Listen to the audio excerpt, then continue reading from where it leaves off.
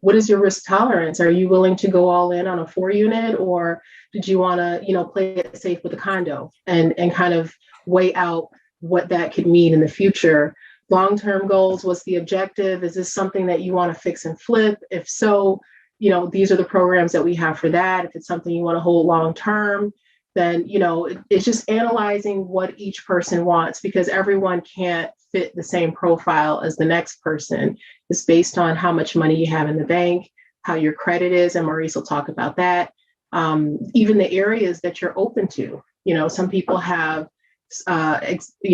specific boxes they want to stay in when it comes to area, which may limit your ability to make a profit. So just having these discussions with my clients up front help me put them in the right position to be successful investors over time. And it probably makes sense to put down as much as possible to keep your payment as low.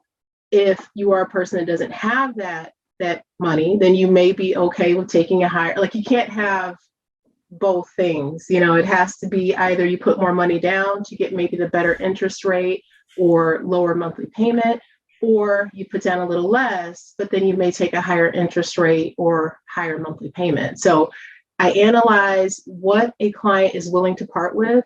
And if it's payment, then we'll look at the down payment being more. If it's down payment, then we look at, other avenues. So it really depends on who I'm sitting with. If it's a first-time home buyer and they're agreeing to the process, definitely don't want to put them in a position with a variable rate. They don't have that experience. So I kind of explain the risk between a fixed rate, variable, and kind of what that means.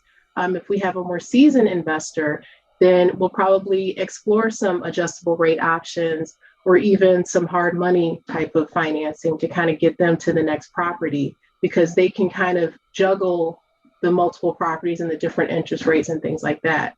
So it's just basically analyzing everyone, asking pertinent questions, seeing what their risk level is, how much money they have in the bank, and what their credit looks like. When they come to me, and I tell them this all the time, like, if it's hard for me to get you approved, it's probably better to work on your credit, but if it's something that you just keep pushing, you're going to end up in a situation that's worse off than where you were.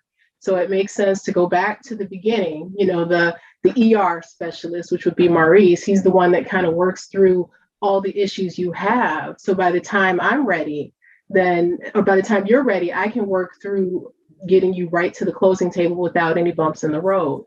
But when you're going through a process and it's hard consistently from start to finish, then maybe you need to take a step back, reanalyze your financial profile, and then start again, because real estate should not be hard in that sense. It's challenging, but getting denied and then going to different lenders to see who's going to approve you, that might work for a vehicle. But when it comes to a home, that's something you do not want to do. You want to get the best interest rate. And the only way you're going to get that is by having your credit be top notch. And that has changed, right? Maurice, top notch used to be just a flat 700, right? Now it's like everybody has a 700 credit score. You have to get to that top range of, as high as you can go to get the best term. So the profiles that I see, like the observer, I get a lot of people asking questions about the market. They're afraid to jump in, that they never take the dive. And next thing you know, rates are higher and they've missed that opportunity. Speculators, a lot of people that have a lot of money, I don't know the exact saying, but a fool with a lot of money is a detriment to everyone, right? So if you have this person that wants to buy up all these properties, but they don't know what to do with them, that person needs some education. That person needs a Villia. They need a Dan to kind of work them through what would be a good fit for them. Collectors, you run across those sometimes. A lot of them sometimes may not have a long-term goal, which is what Dan was talking about.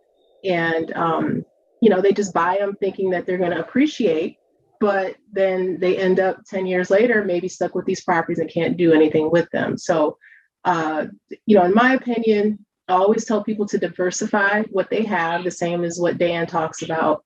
You don't want to be 100% landlord all the time. You might want to do some things out of state. You might want to do some things in an area that's up and coming.